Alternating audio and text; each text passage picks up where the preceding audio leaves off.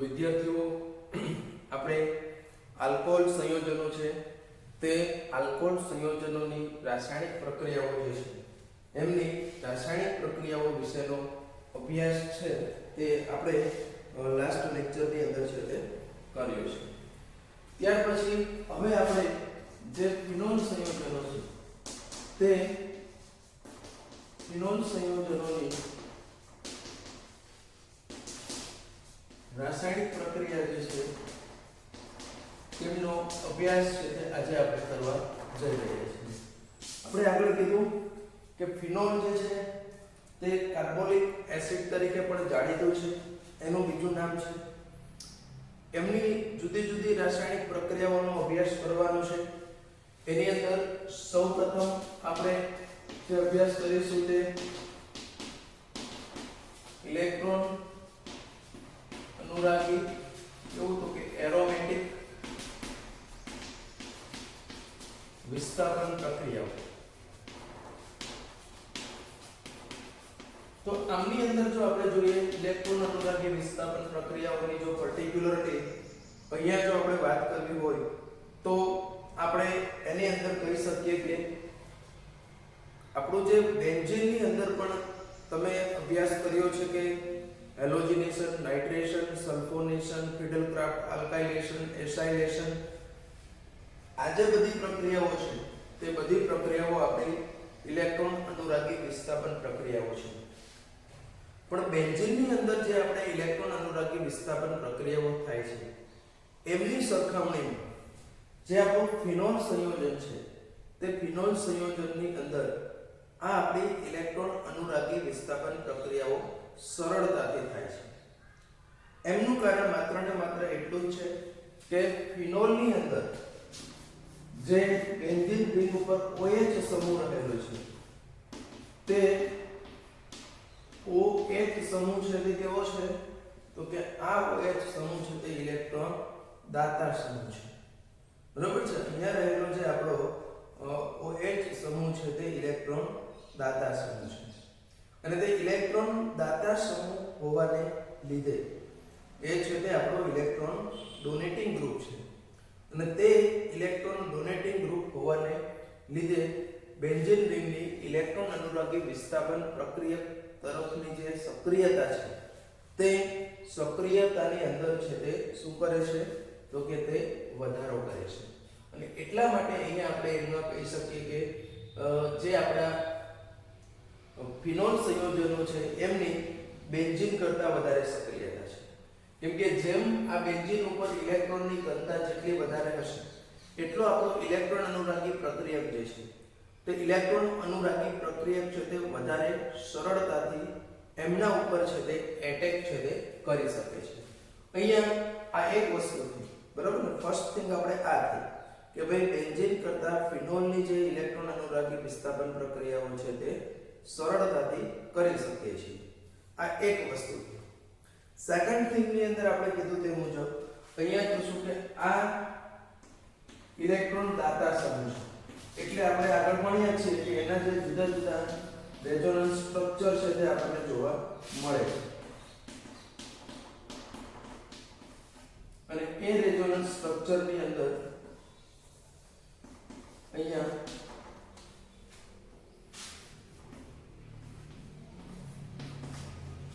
આ આખી સિક્વન્સ આપણે વારંવાર આનો અભ્યાસ કર્યો છે એટલે તમે સારી રીતે જાણો પણ છો.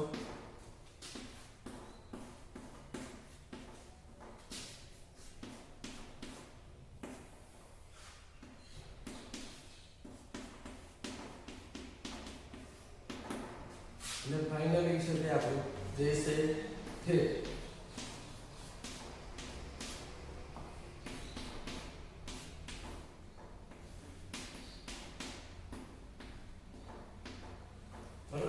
અહીંયા આપણને ફરી પાછો આ જે ફિનોલ છે તે ફિનોલ સંયોજન છે તે મળી આવે છે.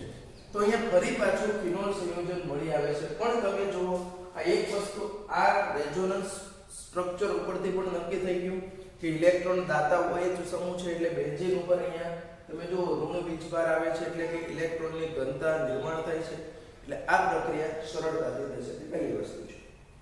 બીજું કે નિર્દેશક અસર, ડિરેક્ટિંગ ઇફેક્ટ, કે બેન્ઝીન ઉપર જ્યારે એક ક્રિયાશીલ સમૂહ હાજર હોય ત્યારે આવનારું જે ઇનકમિંગ ગ્રુપ છે, એટલે કે આવનારો જે બીજો ક્રિયાશીલ સમૂહ છે, તે બીજો ક્રિયાશીલ સમૂહ છે તે કયા સ્થાન ઉપર જશે, એ સમૂહ છે તે આપણા કયા સ્થાન ઉપર જશે, એ જો આપણે નક્કી કરવું હશે તો એ નક્કી કરવા માટે આપણે એ ઓલરેડી પ્રેઝન્ટ ક્રિયાશીલ સમૂહને કયો છે એના ઉપર આધાર રાખે છે.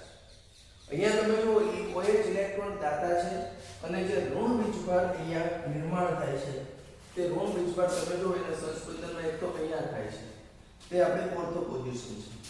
બીજો છે તે અહીંયા થાય છે, આ આપણી પેરા પોઝિશન છે. અને ત્રીજો છે તે અહીંયા થાય છે, જે આપણી ફરી પાછી કહી શકીએ કે ઓર્થો પોઝિશન છે. એટલે એનો અર્થ એવો થયો કે OH સમૂહ છે તે કેવું છે તો કે ઓર્થો પેરા નિર્દેશક સમૂહ છે. OH સમૂહ છે તે આપણું કયું છે તો કે તે સમૂહ છે તે આપણું ઓર્થો પેરા નિર્દેશક સમૂહ છે.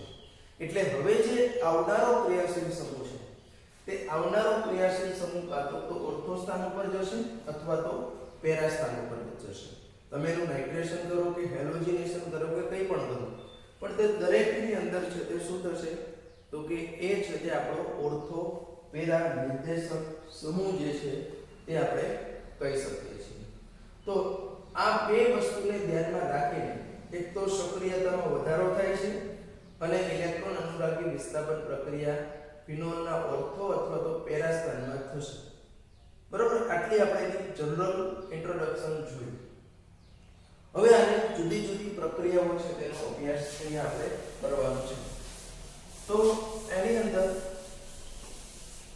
સૌપ્રથમ આપણે નાઇટ્રેશનની વાત કરીએ.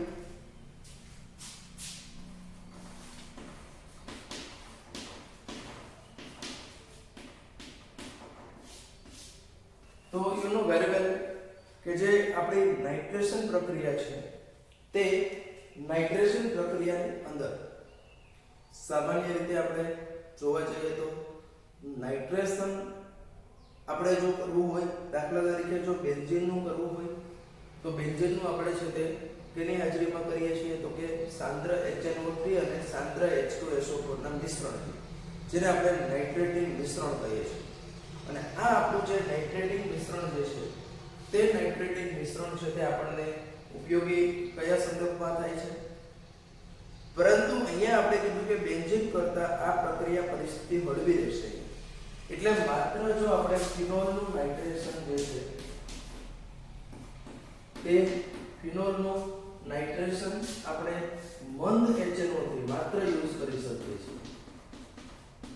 અને ટેમ્પરેચર પણ ઓન્લી 278 એટલે 5 ડિગ્રી સેલ્સિયસ નીચા તાપમાને આપણે જો કરીએ તો એમાંથી આપણને ઓર્થો નાઇટ્રોફિનોલ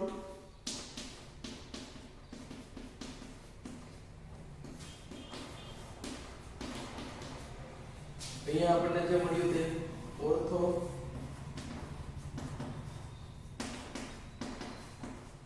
નાઇટ્રોફિનોલ અને જે આપણું બીજું છે તે એટલે કે પેરા નાઇટ્રોફિનોલ જે છે તે બંનેનું મિશ્રણ જે છે તે આપણને અહીંયા મળી આવે છે. બરાબર, અહીંયા આપણે એનું ઓર્થો નાઇટ્રોફિનોલ અને પેરા નાઇટ્રોફિનોલનું શું મળી આવે છે તો કે મિશ્રણ મળી આવે છે. ક્યારે તો કે જ્યારે આપણે એનું મંદ HNO3 વડે કરીએ. હવે આ ઓર્થો નાઇટ્રોફિનોલ અને પેરા નાઇટ્રોફિનોલનું જે મિશ્રણ છે એ મિશ્રણનું જો આપણે અલગીકરણ કરવું પડશે તો એ મિશ્રણના અલગીકરણ માટે આપણે વિભાગીય અથવા તો વરાળ નિસ્યંદન પદ્ધતિ જે છે તેના દ્વારા છે તે આપણે કરી શકીએ છીએ. બરાબર છે, વેપર ફેઝ જેને આપણે ડિસ્ટિલેશન કહીએ છીએ. કેમ તો કે આ બંનેના જે ઉત્કલન બિંદુ જે છે બરાબર છે, અથવા તો આપણે કઈ ગલન બિંદુમાં તફાવત હશે. તફાવત હોવાનું કારણ શું તો કે જે આપણો આ ઓર્થો નાઇટ્રોફિનોલ છે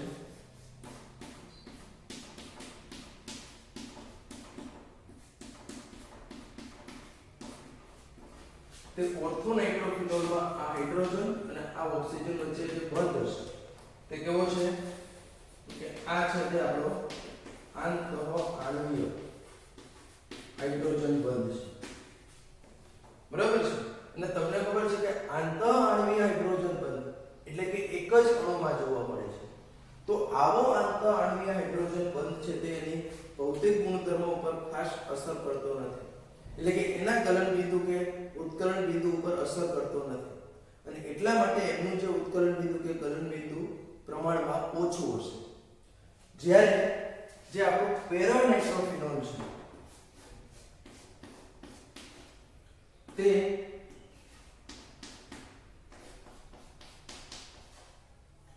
પેરાનાઇટ્રોફિનોલ ની અંદર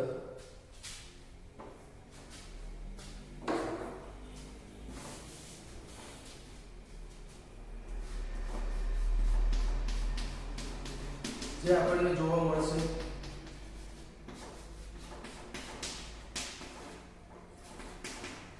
તે આપણે કયો જોવા મળે છે તો કે પેરાનાઇટ્રોફિનોલ ની અંદર છે તે આપણને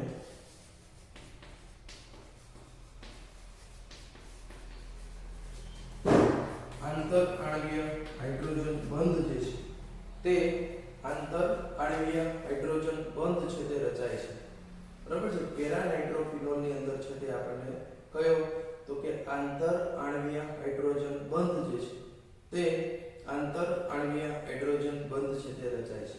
અને આંતરઆણ્વીય હાઇડ્રોજન બંધ છે તે તમે જાણો છો કે સૌથી પ્રબળ આંતરઆણ્વીય બંધ છે, એટલે એનું જે ઉત્કલન બિંદુ કે ગલન બિંદુ પ્રમાણમાં ઊંચું હશે, એટલે એનું નિસ્યંદન કરીએ તો પહેલા આપણો આ છે તે દૂર થઈ જાય, ઉત્કલન બિંદુ ઓછું છે એટલા માટે, બરાબર। વિભાગીય નિસ્યંદન ફ્રેક્શનલ ડિસ્ટિલેશન પહેલા આ આપણો દૂર થઈ જશે અને છેલ્લે બાકી આ રહે છે, એટલે એ બંનેના ઉત્કલન બિંદુના તફાવતને આધારે ઓર્થોનાઇટ્રોફિનોલ અને પેરાનાઇટ્રોફિનોલ છે તેનું વિભાગીય નિસ્યંદન અથવા તો વરાળ નિસ્યંદન અમુક કન્ડિશનની અંદર છે એ પદ્ધતિથી આપણે એમનું છે તે અલગીકરણ છે તે કરી શકીએ છીએ અને બંનેને છૂટા પાડી શકીએ છીએ।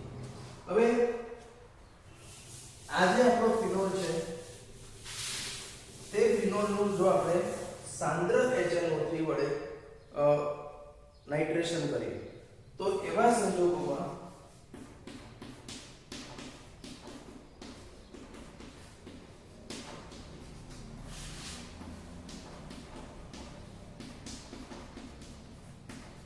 સાંદ્ર HNO3 વડે જો એનું નાઇટ્રેશન કરીએ તો એ સંજોગોમાં એમનું છે તે સંપૂર્ણ નાઇટ્રેશન થાય છે, અને એ સંપૂર્ણ નાઇટ્રેશન થતા એમાંથી આપણને શું મળે છે તો કે 2,4,6 ટ્રાઇનાઇટ્રોફિનોલ, એટલે કે દરેક ઓર્થો અને પેરા પોઝિશન અહીંયા જે છે તે દરેક ઓર્થો અને પેરા પોઝિશન ઉપર નાઇટ્રો સમૂહ દાખલ થાય છે, અને અહીંયા આપણને જે મળે છે તે શું મળે છે 2,4,6 ટ્રાઇનાઇટ્રોફિનોલ,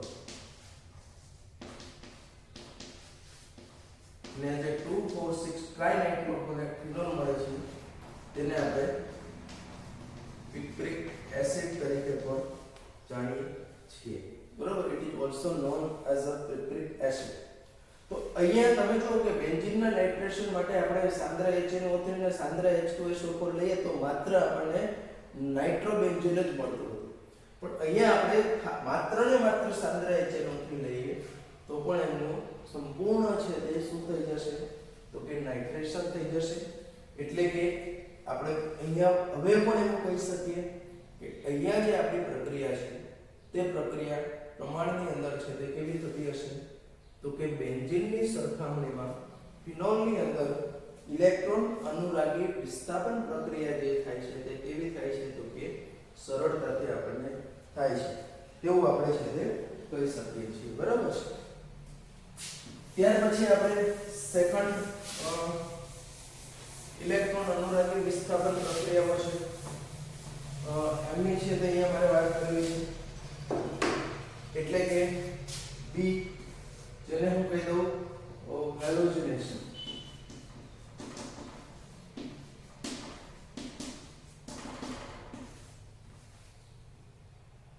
તો હેલોજનેશનમાં સામાન્ય રીતે તમને ખબર છે કે બેન્ઝીન રિંગ નું આપણે જો હેલોજનેશન કરવું હોય તો એમાં આપણને FeCl3 FeBr3 જેવા ઉદ્દીપક જે છે તેનો ઉપયોગ કરવો પડે છે.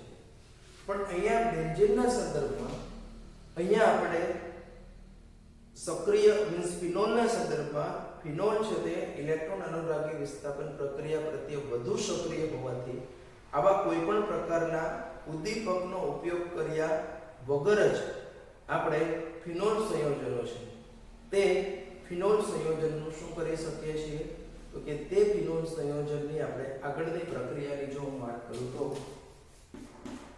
હેલોજિનેશનમાં ધારો કે હું પર્ટિક્યુલર બ્રોમિનેશન કરું છું તો સામાન્ય રીતે આ બ્રોમિનેશન છે તે ક્લોરોફોર્મ અથવા તો કાર્બન ડાઇસલ્ફાઇડ જેવા અધ્રુવીય અથવા તો જેની ધ્રુવીયતા ઓછી છે તેવા દ્રાવકની અંદર આપણે બ્રોમિન લઈએ. અહીંયા છે તે મેં કેવા લીધા છે તો કે અધ્રુવીય દ્રાવક. એ દ્રાવકમાં બ્રોમિન લઈને જો આપણે ફિનોલનું બ્રોમિનેશન કરીએ તો એમાંથી આપણને ઓર્થોબ્રોમોફિનોલ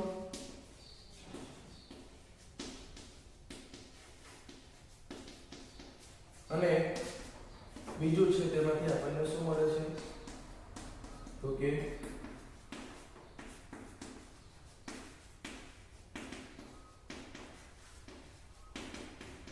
પેરાબ્રોમોફિનોલ. બરાબર છે. જો આપણે બ્રોમિન અને આ જ વસ્તુ છે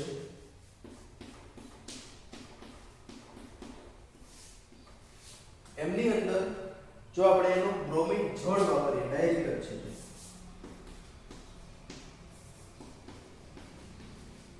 બ્રોમિન જળનો આપણે ઉપયોગ કરીએ તો એમાંથી આપણને આ પ્રક્રિયા ખૂબ જ નીચા એટલે લગભગ 273 કેલ્વિન ટેમ્પરેચરે આપણે કરીએ છીએ તો આમાંથી આપણને જે મળે છે તેમાં આપણને 2 4 6 સંપૂર્ણ બ્રોમિનેશન થઈ જશે પ્લસ HBr.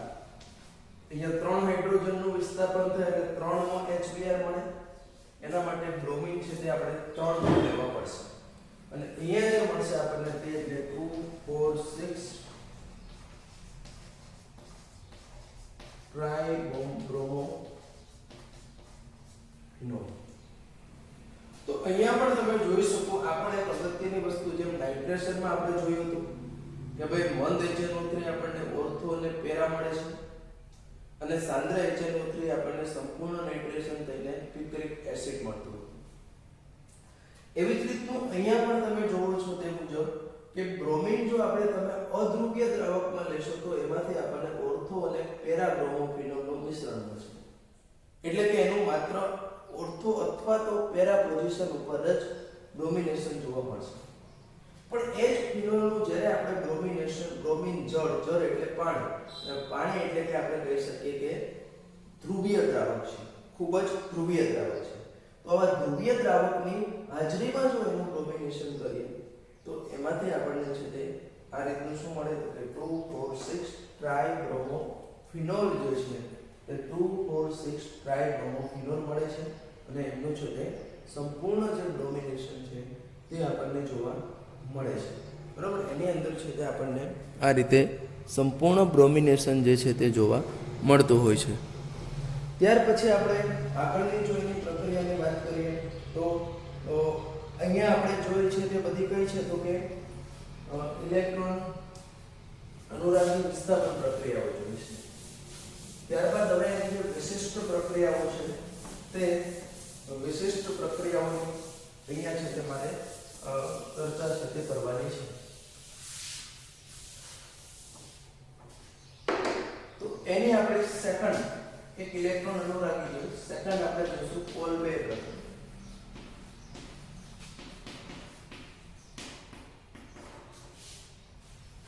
તો આજે આપણે કોલ્બે પ્રક્રિયા જે છે તે પણ ખૂબ જ અગત્યની ફિનોલની રાસાયણિક પ્રક્રિયા છે અને તે કોલ્બે પ્રક્રિયામાં સૌપ્રથમ આપણે ફિનોલ છે તેનું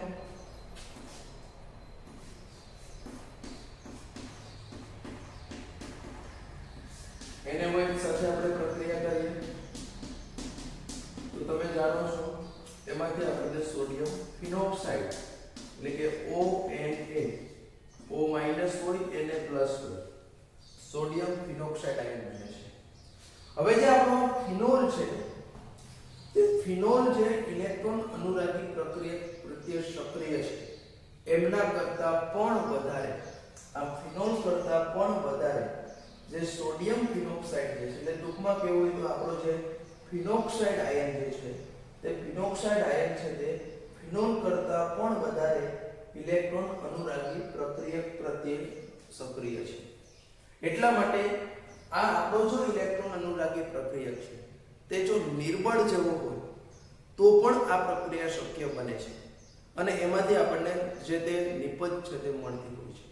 એટલે અહીંયા હું તમને કહી શકું કે ડાયરેક્ટ ફિનોલ સાથે આ પ્રક્રિયા શક્ય નથી. બરાબર, આજે આપણી પ્રક્રિયા છે તે ડાયરેક્ટલી ફિનોલ સાથે શક્ય નથી, પરંતુ એ પ્રક્રિયા કરવા માટે અહીંયા આપણે ફિનોલને બદલે શું લેવું પડે? Sodium phenoxide. શા માટે? તો કે આ પ્રક્રિયા હવે આપણે જોશું બીજા સ્ટેપમાં CO2 યુઝ કરવાના છે અને CO2 આપણો છે તે નિર્બળ ઇલેક્ટ્રોન અનુરાગી વિસ્થાપક પ્રક્રિયક છે અને એટલા માટે અહીંયા આની સાથે તે ડાયરેક્ટ પ્રક્રિયા નથી આપતી, એટલે આના કરતા વધુ સક્રિય એવું સોડિયમ ફિનોક્સાઇડમાં આપણે એને રૂપાંતરણ કરીએ છીએ અને એ રૂપાંતરણ કર્યા બાદ આપણને સોડિયમ જે ફિનોક્સાઇડ મળ્યો છે એની પ્રક્રિયા CO2 સાથે કરીએ, જે આપણો નિર્બળ ઇલેક્ટ્રોન અનુરાગી પ્રક્રિયા છે, તો એમાંથી આપણને OH અને અહીંયા સોડિયમ ક્ષાર મળશે અને એનું જો આપણે એસિડ જોડે તટસ્થીકરણ કરીએ તો એમાંથી આપણને શું મળી જશે? આ સોડિયમ ઓલરેડી પ્રક્રિયા મિશ્રણમાં છે એટલે એનો ક્ષાર બનાવી દેશે અને એમાંથી આપણને OH COOH એટલે શું મળશે? તો કે સેલિસિલિક એસિડ જે છે તે સેલિસિલિક એસિડ છે તે અહીંયા મળે છે. Para ortho hydroxy benzoic acid, જેને આપણે સામાન્ય રીતે શું કહીએ છીએ? Salicylic acid. હવે આમાંથી આ કઈ રીતનું બને તે બહુ મહત્વની વસ્તુ છે. બરાબર છે? તો થોડુંક અહીંયા સમજાવી દઉં કઈ રીતનું છે તે. તો અહીંયા આપણો O- Na+ પલળી છે. અહીંયા તમે જાણો છો કે હાઇડ્રોજન હશે અને વિસ્થાપન પ્રક્રિયા ઓર્થો સ્થાનમાં થાય છે. CO2 એટલે તમે આને આપણે CO2 કહીએ છીએ. હવે તમે આંશિક કાર્બન ઉપર કેવો હશે? ધન વીજભાર હશે. એટલા માટે આ કાર્બન હવે અહીંયા તમને ખબર છે કે એના રેઝોનન્સ સ્ટ્રક્ચર આપણે જોયા સંસ્પંદન બંધારણ, એમાં અહીંયા છે તે ઋણ વીજભાર ઓર્થો અને પેરા પોઝિશનમાં હતા. એટલા માટે આ કાર્બન જે છે તે કાર્બન અહીંયા એટેક કરશે. એ કાર્બન અહીંયા એટેક કરે એટલે કાર્બન જોડેના જે ઓક્સિજનના બંધ છે તે અહીંયા સેટ થશે એટલે એ થયું O- અને અહીંથી H+ છૂટો પડે છે. બરાબર છે? અહીંથી જે આ H+ છે તે કેવું થાય? તો કે છૂટો પડે છે અને અહીંથી છે તે આપણો Na+ છૂટો પડે છે. આવું કેમ થશે? તો કે જ્યાં સુધી OH અને COOH બંને હોય તો ફિનોલ કરતા કાર્બોક્સિલિક એસિડ વધારે એસિડિક છે. તમે આ વસ્તુ સારી રીતે જાણો છો કે ફિનોલ કરતા આપણો જે કાર્બોક્સિલિક એસિડ છે તે કાર્બોક્સિલિક એસિડ છે તે વધારે સક્રિય છે, એસિડિક છે. એટલે માટે જે વધારે એસિડિક હોય તે સંયોજનનો અહીંયા છે તે સોડિયમ ક્ષાર બને છે. એટલે ઓવરઓલ આવું થયું. સમજો કે આ આપણું એક તો અહીંયા કાર્બન જોડાયો, એક કાર્બન જોડે ઓલરેડી C ડબલ બોન્ડ હતો, બીજું O- થયું અને તે O- થશે એની જોડે આપણો Na+ છે તે જોડાઈ જશે અને બીજું અહીંયા જે O- છૂટો હતો ત્યાં H+ જે આ છૂટો પડ્યો છે તે જોડાઈ જશે એટલે થઈ ગયું આ OH COONA. અને આ તો સ્ટેપ છે તે કોમન છે. બરોબર? આ સ્ટેપ આપણો તો વેરી કોમન છે. એટલે અહીંયા છે તે આ કેવો છે? તો કે નિર્બળ ઇલેક્ટ્રોન અનુરાગી પ્રક્રિયા છે. બરાબર છે? ખ્યાલ આવ્યો આપણો શું થયું તે? આમાંથી આ સ્ટેપ સમજવા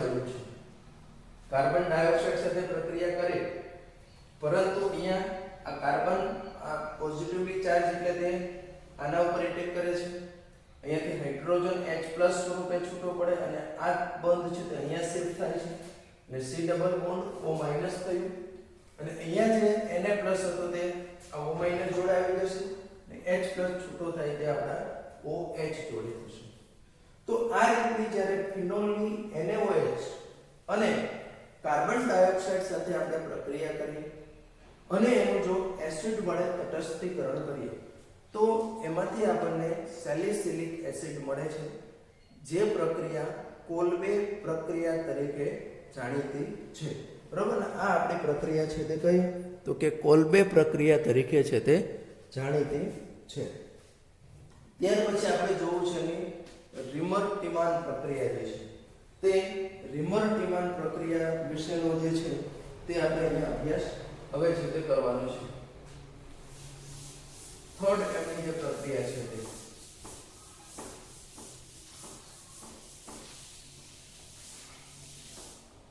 તો જ્યારે આપણે ફિનોલ સંયોજન છે તે ફિનોલ સંયોજનની પ્રક્રિયા જે છે તે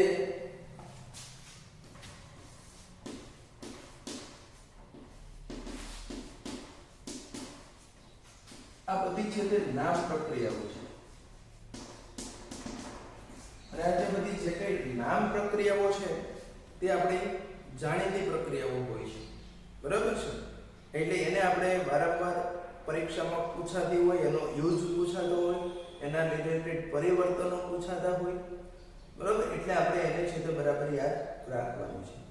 તો રિમર-ટીમાન જે પ્રક્રિયા છે તે રિમર-ટીમાન પ્રક્રિયાની અંદર આપણે ફિનોલ છે તેની પ્રક્રિયા સામાન્ય રીતે NaOH બરાબર એટલે કે સોડિયમ ફિનોક્સાઇડ અને ક્લોરોફોર્મ એટલે કે CHCl3 ક્લોરોફોર્મની હાજરીમાં જો આપણે આ પ્રક્રિયા કરીએ તો એમાંથી આપણને કાર્બિન મધ્યવર્તી સંયોજન મળે અને આજે આપણને કાર્બિન મધ્યવર્તી સંયોજન મળે છે તે કાર્બિન મધ્યવર્તી સંયોજન છે તેમનું જો આપણે એની સાથે પ્રક્રિયા કરીએ તો કે એની આપણે તટસ્થીકરણ અથવા તો NaOH સાથે ફર્ધર પ્રક્રિયા કરીએ તો એમાં જે આપણને છે તે શું મળે છે તો કે સેલિસાલ્ડિહાઇડ છે તે મળે છે, જે આપણી રિમર-ટીમાન પ્રક્રિયા તરીકે જાણી છે. એટલે કે આ લીધું છે તે ફિનોલ લીધું છે, એમની પ્રક્રિયા આપણે કીધું કે એક તો ક્લોરોફોર્મ,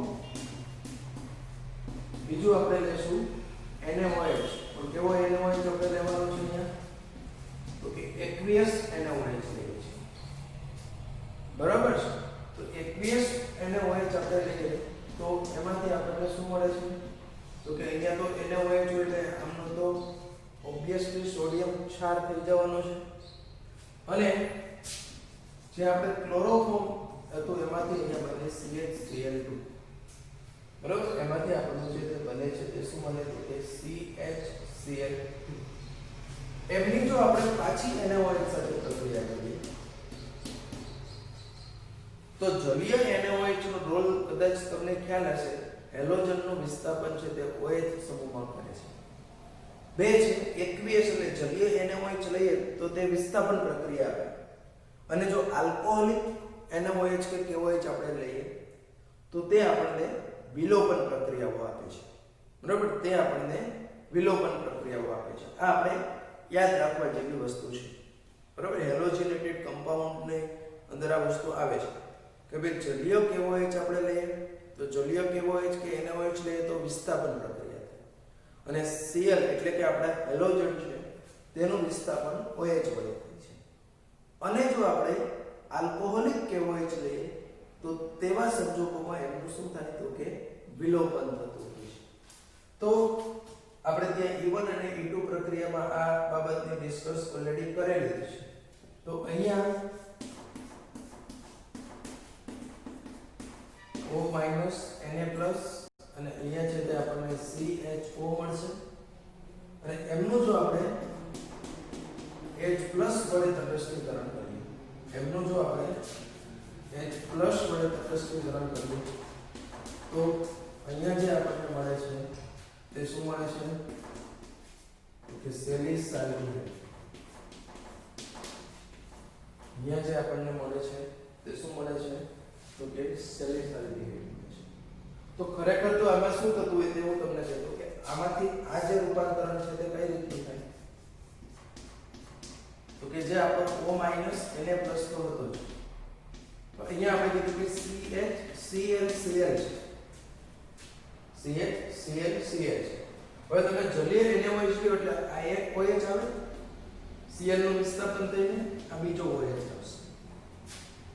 પણ કોઈ એક કાર્બન ઉપર કોઈ પણ દિવસ બે OH સમૂહ છે તે રહી શકતા નથી. બરાબર, એક કાર્બન ઉપર બે OH સમૂહો છે તે રહી શકતા નથી. અને એ રહી શકતા ન હોય એટલા માટે તે આપણે કહી શકીએ કે અસ્થાયી સંયોજન છે. બરાબર ને, તે આપણું અસ્થાયી સંયોજન છે. અને તે અસ્થાયી સંયોજન હોવાને લીધે એમાંથી છે તે શું થશે તો કે એમાંથી આપણો જે પાણીનો અણુ છે તે દૂર થઈ જાય. બરાબર, એટલે બાકી શું રહી ગયું હવે CHO. આ ખ્યાલ આવ્યો? તો આપણે અહીંયા એવું કહી શકીએ કે જ્યારે ફિનોલની ક્લોરોફોર્મ અને જલીય NaOH સાથે પ્રક્રિયા કરતા આ એક પ્રકારનો આપણે મધ્યવર્તી સંયોજન મળે છે. એને આપણે કાર્બિન દ્વારા, અહીંયા ખરેખર આ બે બંધ આપણે ક્રિયાવિધિમાં જતા નથી, પણ આપણે એક વસ્તુ ચોક્કસપણે કહી શકીએ કે જે રિમાર્ક-ડિમાન્ડ પ્રક્રિયા છે તે કયા તો કે કાર્બિન મધ્યવર્તી સંયોજન દ્વારા થતી હોય છે. બરાબર છે, કયા તો કે કાર્બિન મધ્યવર્તી સંયોજન દ્વારા થાય છે. એટલે અહીંયા CHCl3 તો એમાંથી અહીંયા હાઇડ્રોજન હોય એનું વિસ્થાપન થાય, HCl દૂર થાય અને આપણો અહીંયા CHCl2 જોવા મળશે. એટલે એનું આપણે જ્યારે જલીય NaOH સાથે પ્રક્રિયા કરીએ તો બે ક્લોરીનનું વિસ્થાપન OH થી થાય, પણ એક કાર્બન ઉપર બે OH સ્થાયી ન હોય એટલે તે H2O સ્વરૂપે દૂર થઈ જાય, બાકી રહી જશે CHO આલ્ડીહાઇડ. અને એનું આપણે સ્પષ્ટીકરણ કરતા આપણને છે તે સેલિસાલ્ડિહાઇડ જે આપણું છે તે સેલિસાલ્ડિહાઇડ સંયોજન છે તે મળી આવે છે. હવે આ જ પ્રક્રિયાની અંદર જો હું જે અહીંયા ક્લોરોફોર્મ લીધેલો છે એની જગ્યા ઉપર હું CCl4 લઉં, આ પણ આપણી રિમાર્ક-ડિમાન્ડ પ્રક્રિયા છે. તો સેલિસાલ્ડિહાઇડની જગ્યાએ આપણને શું મળશે તેની અંદર છે તે તો સેલિસાલ્ડિહાઇડની જગ્યાએ એની અંદર આપણને જે O- Na+ અહીંયા CCl3 જોવા મળશે. બરાબર છે, અને હવે હું એમની NaOH સાથે પ્રક્રિયા કરું તો એમાંથી છે તે મને બે સાથે દર્શાવી દો H+ તો તેવા સંજોગોમાં સેલિસિલિક એસિડ બને છે. કેમ કે અહીંયા 3 ક્લોરીન છે એટલે એમના વિસ્થાપનમાં ખરેખર આવું થાય O- Na+ ને આ ક્લોરીન જોડે આ OH 3 છે. 3 માંથી આપણે કીધું કે અસ્થાયી હોય એટલે બે છે તે દૂર થઈ જશે, એટલે H2O દૂર થઈ ગયો, બાકી શું થઈ ગયું તો કે C ડબલ બોન્ડ OH એટલે એસિડ. લાવી ગયો, અહીંયા જે આપણને જોવા મળશે તે એસિડ છે. તો આ જે બંને પ્રક્રિયાઓ આપણી છે તે બંને પ્રક્રિયાઓ છે તે કઈ છે તો કે બંને પ્રક્રિયાઓને આપણે રિમાર્ક-ડિમાન્ડ પ્રક્રિયા જે છે તે રિમાર્ક-ડિમાન્ડ પ્રક્રિયા તરીકે જ છે તે ઓળખવાના છીએ. બરાબર, એ બંને પ્રક્રિયાઓ છે તેમને આપણે રિમાર્ક-ડિમાન્ડ પ્રક્રિયા તરીકે ઓળખીશું. ત્યાર પછી આપણે હવે આગળની જે રાસાયણિક પ્રક્રિયાઓ છે તે આગળની રાસાયણિક પ્રક્રિયાઓનો અભ્યાસ છે તે હવે આપણે કરવાનો છે.